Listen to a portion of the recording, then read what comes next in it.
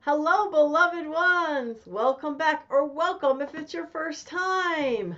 My name is Lorelei from the Tightrope to 5D Music Reactions. And if you wonder about that strange title, stick around to the end. I'm going to give you a special message about this historic shift from third dimensional consciousness to fifth dimensional consciousness that never happened before for an entire planet. But until then, we're going to start with Alip, Kiss from a Rose. Let's see what he has in store for us.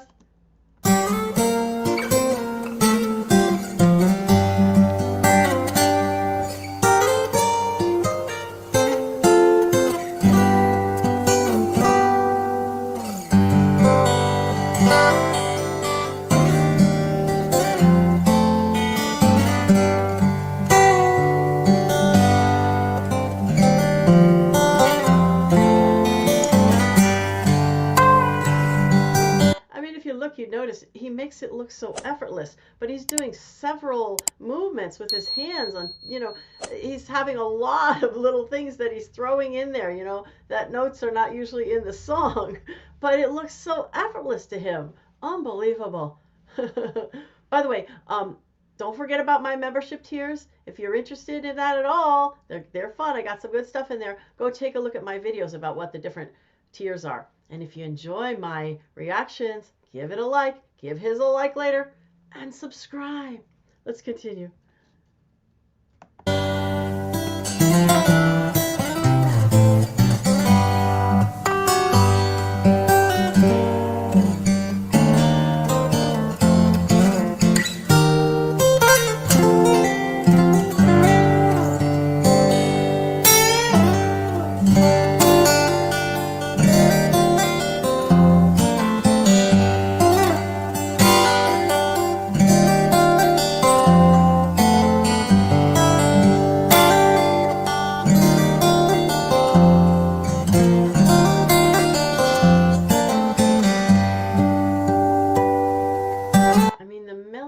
Just anyway of this song is so beautiful, and it really lends itself to the guitar and how he's doing it, doesn't it? And he always makes it his own, no matter what.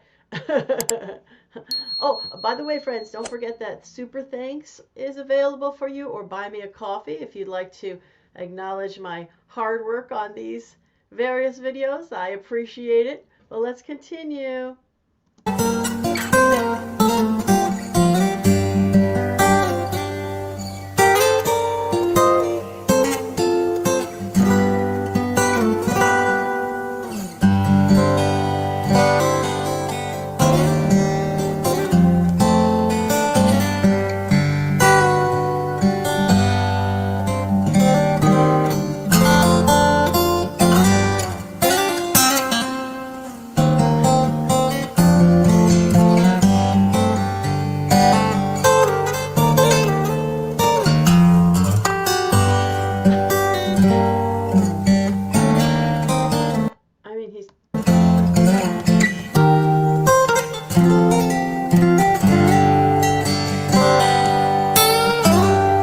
To stop him because he's so great. But I mean, do you notice though how he's going up and he's going way down and he's going way up, and he, with his hands, and he makes it look like it's nothing, and then he brings the other hand over too to pluck something way up, Oh my goodness, unbelievable.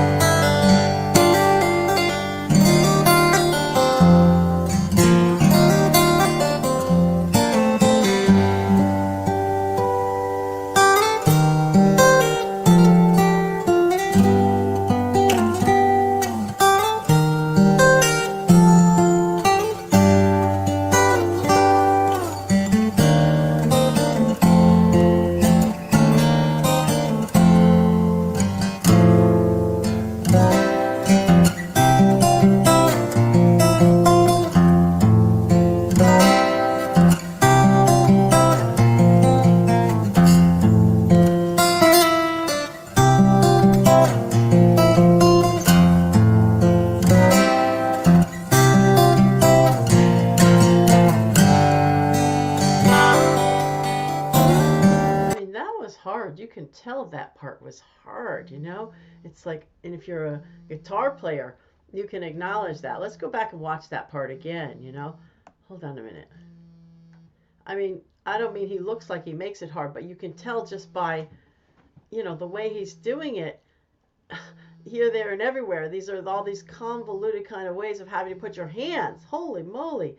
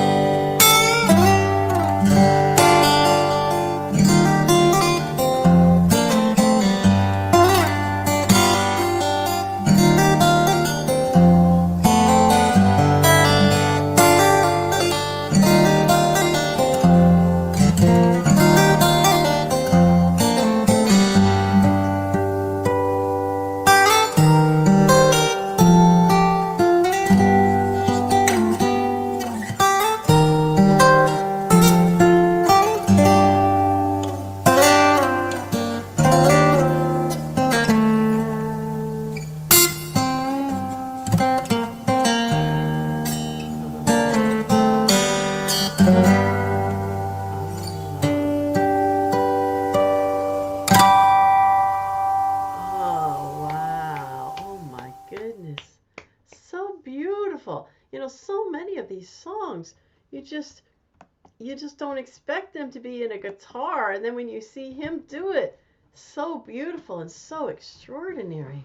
Wow. And that was no, you know, that was no exception to the rule. It was so wonderful. Um, and so much convoluted fingerings. If you're not a guitar person, and I just played for a little while, so I'm not what you'd call any expert, but the way he's kind of like curving his hand up and he's bringing it way down and he bring it way up and he's doing several movements all really quickly, all of that, it's really really hard to learn. So this guy is just such a master at what he does. Just loved it. I loved it. And now we have to put that on the scale. By the way, let's see. One being very third dimensional, fear, pain, sadness, anger. There's nothing of that in there at all, right? Now in the words, we'll talk about that in a minute. There's maybe a little bit, but and then fifth dimension will be love, peace, joy, bliss, fun, play, ease. I mean, the way he played it was so soothing and so beautiful to listen to. Now the song itself, it is mostly a positive, message about love and how this one lights him up. But how he also talks about her like being light in his darkness, or the gray, if you will. And so he's living life in gray, if is how it feels to him. And then she's that light, or that beacon of light. And he one point says, I might be addicted. I just looked up the words because I know the song, but I didn't know the exact meaning of some of it because I'd never listened that closely. So he says, like, I think I might be addicted. Is that a bad thing? So yeah, that wouldn't be so very good actually. But so that's a little 3D in the actual song, right? The experience of how life like being kind of gray, and that you could be addicted to anything. But that really wasn't present for me in his playing of it at all, right? Because I'm just like, the feeling of it is so beautiful, and the way it lands on the cells of your body is so beautiful.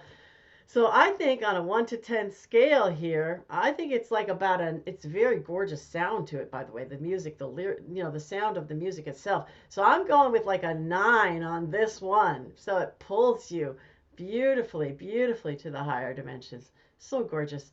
Beautiful music does that to us anyway, guys. It's just, you can't help it. You listen to beautiful, beautiful music and it's going to raise your frequency and vibration. Listen to the not so beautiful, kind of banging stuff, or the stuff with the sounds that are kind of jarring, and it's going to lower your vibration. So that's kind of why we do this 1 to 10 scale, so you can get an idea of that. So, okay, beloved ones, let's get to my fifth dimensional message, which is kind of interesting that it's related a little bit, because it is what happens regarding addiction on 5D Earth. Because addiction is something that we've experienced so much of it. There are so many people on our planet. I bet you if you had 5 people in a room, 2 or 3 of those people would have had someone with an addiction, at least that they know, that they're related to, that's a loved one, someone that they know pretty well. It could be a close friend. I know I had a loved one with an addiction, and I've got to know a lot about addiction, actually, because I studied it, and I know from a variety of different perspectives, and even took entire courses like in addiction. Or I understood a whole lot about it, not to mention sitting in a women's group and learning about it over and over again. So it has been something that so many of us have either struggled with ourselves or loved or known someone who struggled with it. I'd say loved, because even our friends or whatever, most of us have had that experience, right?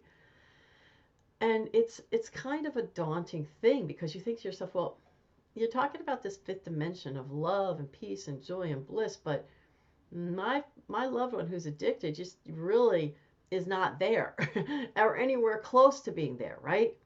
So what happens? I don't really understand what happens.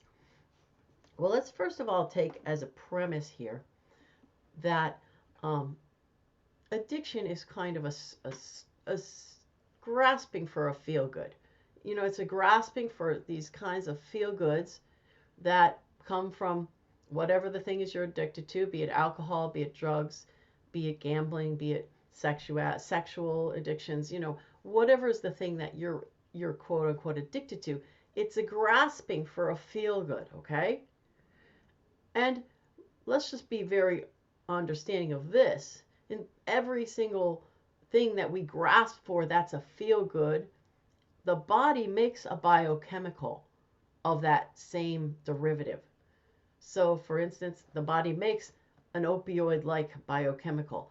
The body makes, a speed kind of biochemical. The body makes anything that we could become addicted to. It makes its own version of it, but in tiny, tiny, minute quantities, not like this immense amount of quantities, right?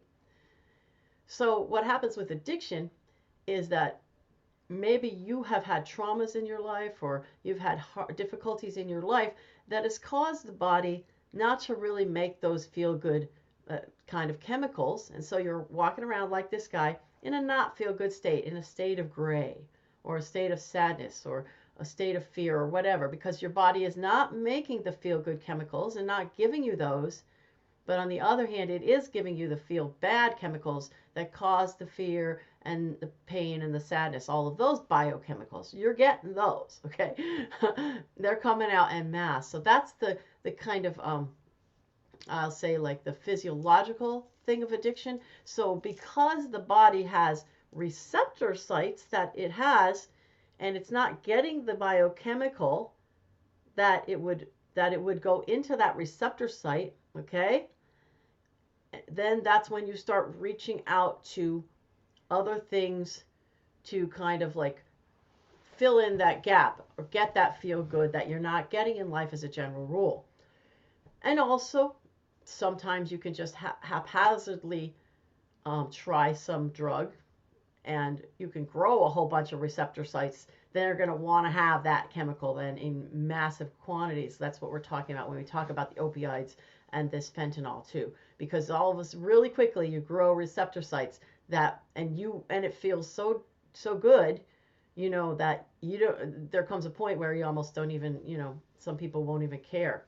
You know, they'll just go for the feel good. So, but that's what's happening biochemically in the body, so that there is a beginning point where you're wanting to get a feel good that you haven't usually gotten in your life.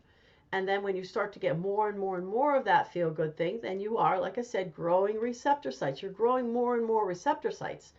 So for alcohol, or for instance, or for whatever is the drug of your choice. And now what's happening is those receptor sites are screaming, I must have this. I must have this, right? In order to feel good, I have to have this. And that's what causes the the feeling like you need more and more and more and more of that particular drug.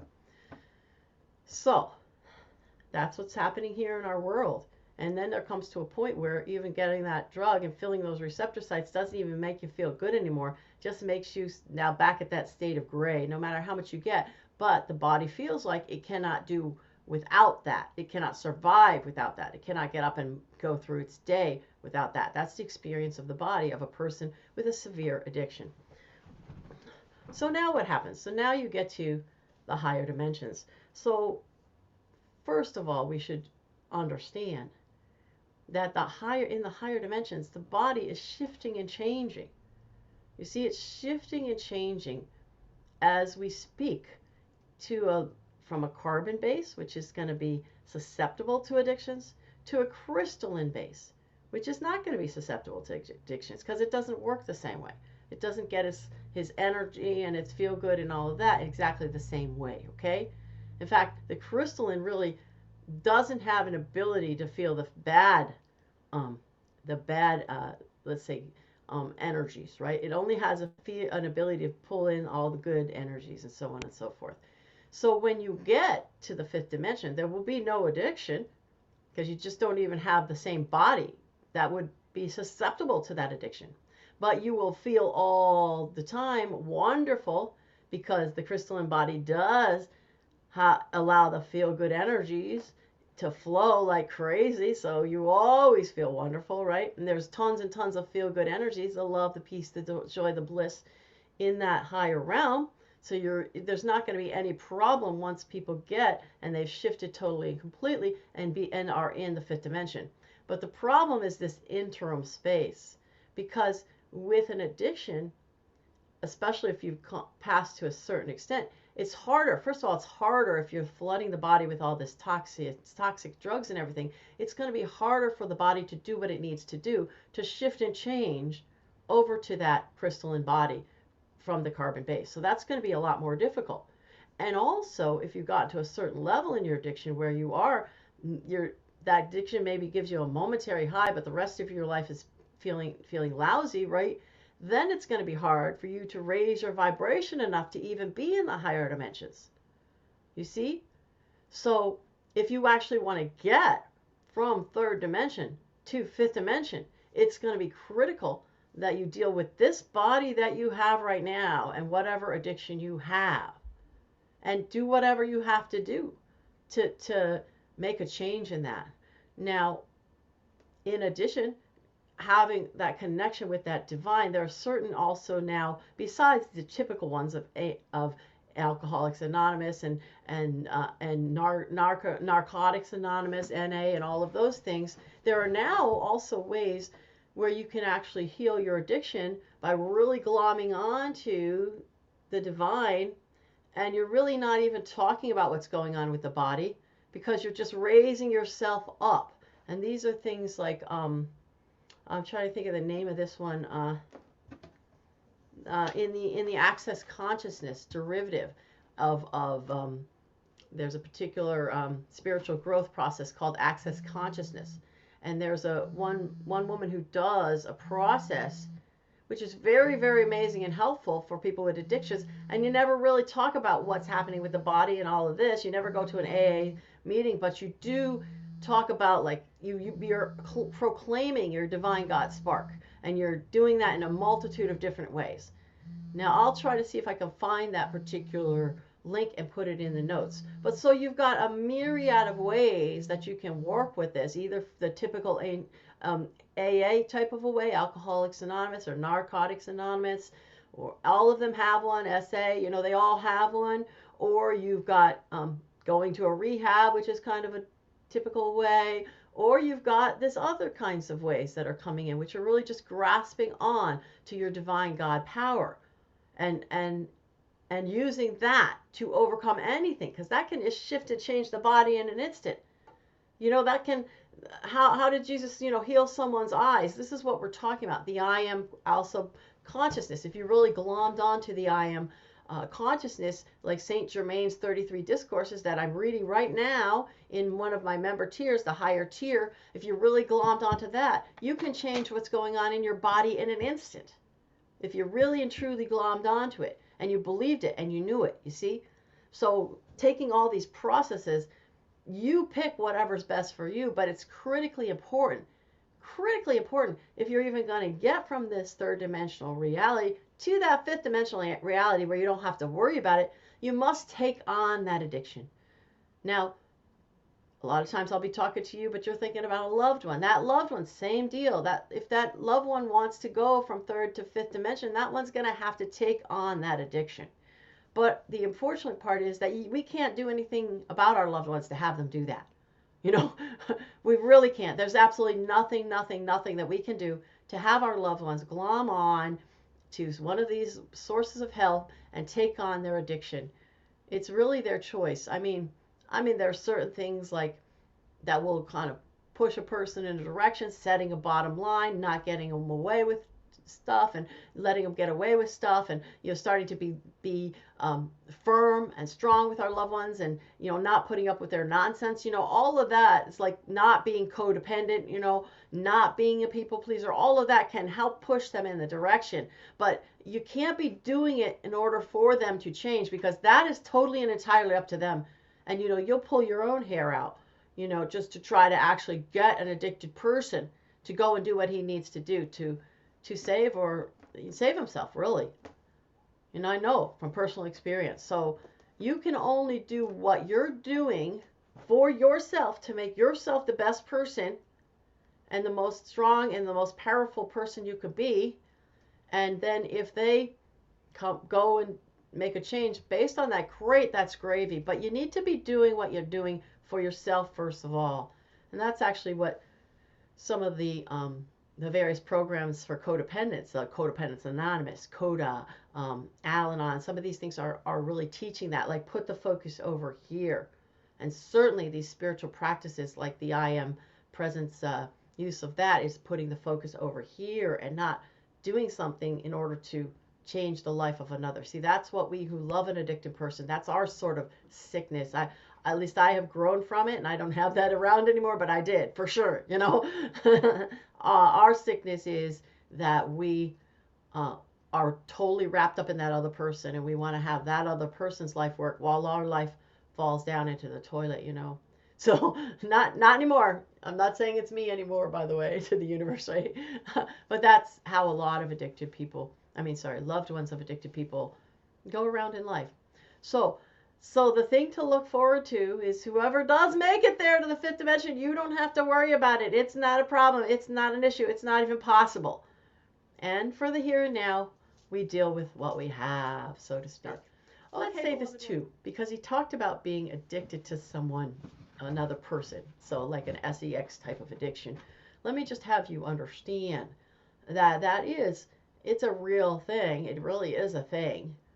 And it's a thing because it's a biochemical, again, that the person is grasping for, to have, that, and then of course it passes through the body, the act is over, and then you need more, and then the act is over, and then you need more, and then the act is over, and you need more. And this is at the root pretty much of all of the women, for instance. They usually, that are in those kinds of professions, we'll say, that involve the body, so they've got that going on, and or they have been also violated at some point, as anyone, women or men in that kind of profession, you probably have both of those things going on to one extent or another. Okay, so it really doesn't work, as we all know, right? Because it's such a low vibrational life, to live like that. You just don't feel good about yourself. You don't love yourself. you don't get up every day and be happy to be alive. You're letting other people abuse you or whatever the case may be, or use you, and it's really unworkable for the higher dimensions. So now that's an extreme level of it. This one talking about whether he maybe has an addiction to the woman that he loves. Well, good question. You should look at and see that doesn't get out of hand.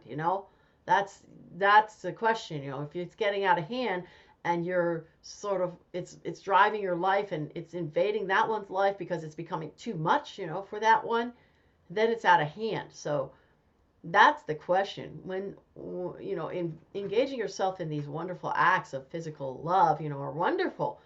But when you're grasping at it like a drug, that's not helpful for either you or the other person. So you have to look and see when you have that kind of thing going on.